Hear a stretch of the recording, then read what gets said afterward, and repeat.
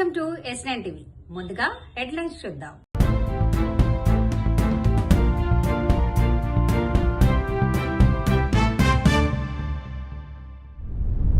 మూసీ ప్రాజెక్టును అడ్డుకొని తీరుతాం. డంపింగ్ యార్డ్ ఏర్పాటు ఎట్టి పరిస్థితుల్లో అంగీకరించాం. చంద్రబాబును ఎన్టీఆర్ తిట్టిన తిట్టకుండా తిట్టారు. న్యాయవాది సుబ్బారావుకు పోలీసుల ఆల్కహాల్ టెస్ట్. దాంట్లో ప్రభుత్వ భూముల కానీ ఈ నడుమ గత 30-40 ఏళ్ల సంది ప్రభుత్వాలకు అలవాటైంది అన్నట్టే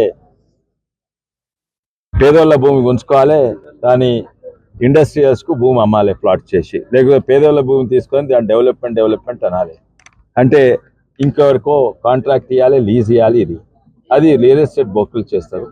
నిజంగానే అభివృద్ధి కావాలంటే, నిజంగానే ఈ ప్రాంతం సుందరీకరణ కావాలంటే వాళ్ళు అన్నారు ఆ రోడ్ కొరకైతే మేము ఇస్తాం, ఆడ బఫర్ జోన్లో రోడ్ వేస్తామో మేము ఇస్తాం, కానీ ఈ 30 ఎకరాలు ఎందుకు తీసుకోవాలి? బఫర్ జోన్ సాధినామో, రోడ్కి ఇస్తున్నాము, ఇచ్చినాక ఇదెందుకు?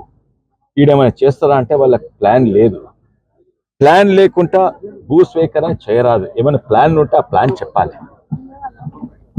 ఆ ప్లాన్లా ఒకవేళ ఈడ ఎంటర్టైన్మెంట్ కొరకు మాలో లేకుంటే సినీప్లెక్స్ ఏదో కట్టేది ఉంటే, ఎంటర్టైన్మెంట్ జోన్ కట్టేది ఉంటే చెప్పండి, వీళ్ళే చేసుకుంటారు. వీళ్ళే చేసే సాధ్యం లేకుంటే వీళ్ళు ఇతరులకు ఇస్తారు, కానీ మీరు స్వీకరణ చేసుకొని వేరే వాళ్ళకి ఇస్తుంది లేదు. అదే కాక తెలంగాణ గత 15 ఏళ్లలో ఒక స్విస్ బ్యాంక్ గా తయారైంది. నల్లధనం దాపెట్టుకుంటేందుకు దేశవ్యాప్తంగా ఇక్కడికి వచ్చి నల్లధనం దాపెట్టుకుంటారు. ఎలా దాపెట్టుకుంటారు? బ్యాంకుల కాదు, భూమిలా. ఎందుకంటే ఎన్నో జాగాల భూమి మార్కెట్ విలువ 3 కోట్లు, గవర్నమెంట్ విలువ 3 లక్షలు. అంటే నేను 3 కోట్లు దాపెడుతందుకు నాకు ఖర్చు అయ్యేది ఇది, ఇంకోటి అది పెరుగుతూ ఉంటుంది. అయితే ఇంత ఫరకు మొత్తం 3 కోట్ల భూమి విలువ 3 లక్షలు. అందుకే ఫస్ట్ ఆఫ్ ఆల్ ప్రభుత్వము రిజిస్ట్రేషన్.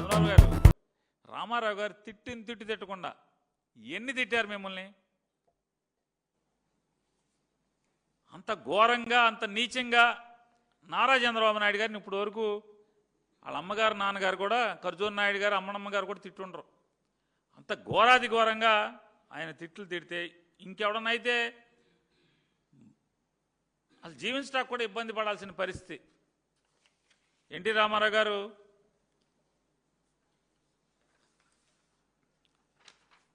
గొడ్డు కన్నా హీనం, గాడ్సే కన్నా ఘోరం. గొడ్డు కన్నా హీనం, గాడ్సే కన్నా ఘోరం.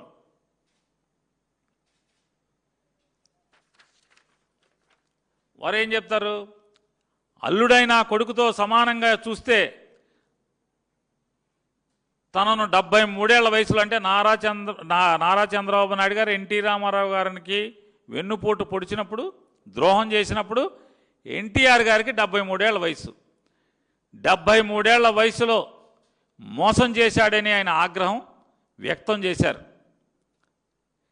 పశువు కింద గడ్డి వేస్తే అది తిన్నగా విశ్వాసంతో ఇంటికొచ్చి పాలిస్తుంది అని చెబుతూ చంద్రబాబు పశువుకున్నంత విశ్వాసం కూడా లేనివాడని విమర్శించారు ఎన్టీ రామారావు గారు. అప్పలనాయుడు గారు కలిసెట్టి, ఆయన అప్పలనాయుడు ఆయన ఎంపీ గారు నిన్న బొమ్మల గమ్మల వీడియోలు, సినిమాలు చూపించాడు. అప్పలనాయుడు ఆయన కలిసెట్టి చూస్తారా? ఏతర రేపు సినిమా మళ్ళీ నీకు పంపిస్తా. ఇవన్నీ ఎమ్మెల్యేలకు ప్రలోభాలు చూపించి కాసులతో అధికారం చేపట్టాడని ఆయన విమర్శించారు. రామారావు గారి దగ్గర ఉన్నటువంటి 224 మంది ఎమ్మెల్యేలని, మెజారిటీ ఎమ్మెల్యేలని కాసులతో కొనుక్కున్నాడు, పదవులు ఎరేసాడని చెప్పి రామారావు గారు తిట్టకుండా తిట్టాడు. హైదరాబాద్ డంపింగ్ యార్డ్ వద్దు, హైదరాబాద్ ప్రజల ప్రాణాలు ముద్దు అనేది ఒక స్లోగన్తో పార్టీలకి అతీతంగా జేఏసీ నాయకత్వంలో ఇవాళ అందరం కులాలకి, మతాలకి, వ్యాపారాలకి, రాజకీయాలకి అతీతంగా హైదరాబాద్ నియోజకవర్గ ప్రజలందరూ పోరాటం చేస్తారు. దయచేసి ప్రభుత్వాన్ని నేను విజ్ఞప్తి చేస్తా ఉన్నాను, వెంటనే పెద్ద మనుషులు చేసుకొని ఈ డంపింగ్ యార్డ్ని మీరు రద్దు చేయాలని నా హుజరాబాద్ నియోజకవర్గ ప్రజల పక్షాన డిమాండ్ చేస్తా ఉన్నాను. నాకు తెలుసు మీరు దాదాపు 500 ఎకరాలు సేకరణ చేసి ఇలా అదానికి డంపింగ్ యార్డ్ పెట్టాలని ఒక ఆలోచనతో మీరు ఉన్నారనేది నాకున్న సమాచారం.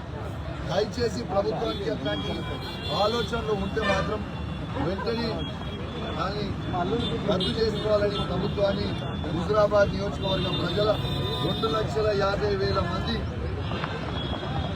గొంతుగా ఇలా నేను హుజరాబాద్ ప్రజల నుంచి విజ్ఞప్తి చేస్తా ఉన్నాను. ఇంకోటి కూడా చెప్తా ఉన్నాను, ఈడ అదాని రాని బదాని రాని రామ్కి రాని బామ్కి రాని ఏ కాంట్రాక్టర్ అయినా కానీ దీనిని వేదిక మీద నుంచి హెచ్చరిస్తా ఉన్నాను. హుజరాబాద్ ప్రజల ఆగ్రహానికి మీరు గురి కాకుండా, మీరు ఇబ్బంది పడకుండా, మమ్మల్ని ఇబ్బంది పెట్టకుండా వారికి మేము హెచ్చరిస్తా ఉన్నాం. కొందరు కరీంనగర్ సుధా చైర్మన్ గారు మన ముఖ్యమంత్రి రేవంత్ రెడ్డి గారు చెప్తే మాట్లాడుతూ ఉన్నారు, హుజరాబాద్ లోనే డంపింగ్ యార్డ్ సిరిసపల్లి దగ్గర పెడతామని చెప్తా ఉన్నాం. బిడ్డ మేము హెచ్చరిస్తా ఉన్నాం, మీరు పిచ్చి పిచ్చి మాటలు మాట్లాడితే మీకు దేశ శుద్ధి తప్పదని చెప్పి కూడా వాళ్ళు హెచ్చరిస్తా ఉన్నారు. బ్రదర్ కొంచెం మీరు రాని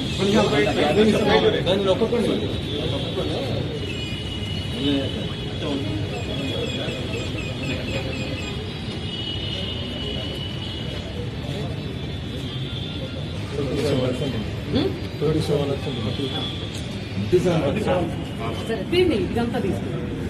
ఓకేనా సార్?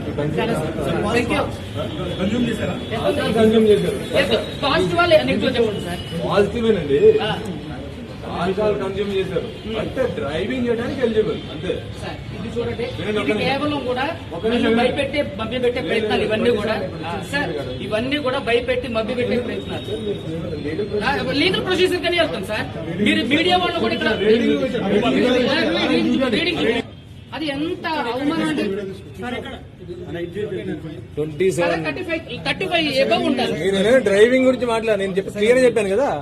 అంటే ఇది దీంట్లో ఇది పక్కదారి పట్టించడానికి మరి అంతే కదా సార్. ఆల్కహాల్ టెస్ట్ అనేది కరెక్ట్ కాదండి. నేను అదే అంటున్నా సార్. నేను చేస్తే ఇప్పుడు మళ్ళీ ఒకసారి బ్లడ్ శాంపిల్స్ తీసుకోండి. చేయలేదండి. ఇప్పుడు నేను ఎప్పుడు తెలుసా?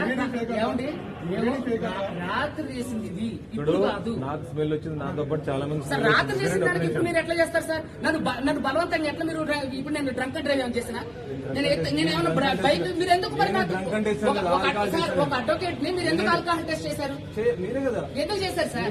నేను చేయమలేదే. మీరు పట్టించి నా వెనకాల పోలీసులు పెట్టి మరి బాధితులు ఇప్పుడు తాగానన్నా నేను కూడా లీగల్ వెళ్తా సార్. నేను కూడా లీగల్ వెళ్తా. I'm advocate, I'm not a normal person. I know everything about in this society sir. మీరు విన్నా ఇచ్చారు. ఇప్పుడు పోలీసులు సార్, మీడియా మిత్రులందరూ కూడా చూడండి, పోలీస్ సార్ వాళ్ళు నన్ను బలవంతంగా ఆల్కహాల్ టెస్ట్ చేశారు. నేను వెహికల్ చేస్తే, నేను ఏమైనా వెహికల్ నడుపుతుంటే సార్ నన్ను ఆల్కహాల్ టెస్ట్ చేశారు. ఎందుకు అంటే పోలీస్ స్టేషన్ లీగల్ ప్రొసీజర్ తెలియాలనుకుంటా. వెహికల్ డ్రైవింగ్ చేస్తేనే టెస్ట్ చేయాలి. వెహికల్ డ్రైవింగ్ తాగి పోలీస్ వస్తే పబ్లిక్ ప్లేస్ లో వస్తే ఇప్పుడు తాగానన్నా. ఇప్పుడు ఎక్కడ తాగాను? మీరే కదా చెప్పింది. ఎప్పుడు ఏమండి నైట్ ఆల్కహాల్ తీసుకుంటే ఏమండి నైట్ ఆల్కహాల్ తీసుకుంటే అది కరెక్టా కాదా మీరు చెప్పండి. కాదండి, తప్పు. ఇప్పుడు ఎవరో కూడా ఏమండి ఇది ఎంత పక్కదారి పట్టించడానికి పోలీసులు చేస్తే చర్య. దయచేసి చూడండి, నాకు ఎప్పటి నుంచో తెలుసు తమ్ముడు. ఎప్పుడన్నా సరే మేమంతా కలిసి కొట్లాడిన తప్ప ఎప్పుడన్నా మేము ఎలాంటి చేసినా పోలీసులు. ఇంతటితో వార్తలు సమాప్తం. మరిన్ని అప్డేట్స్ కోసం చూస్తూనే ఉండండి S9 టీవీ న్యూస్.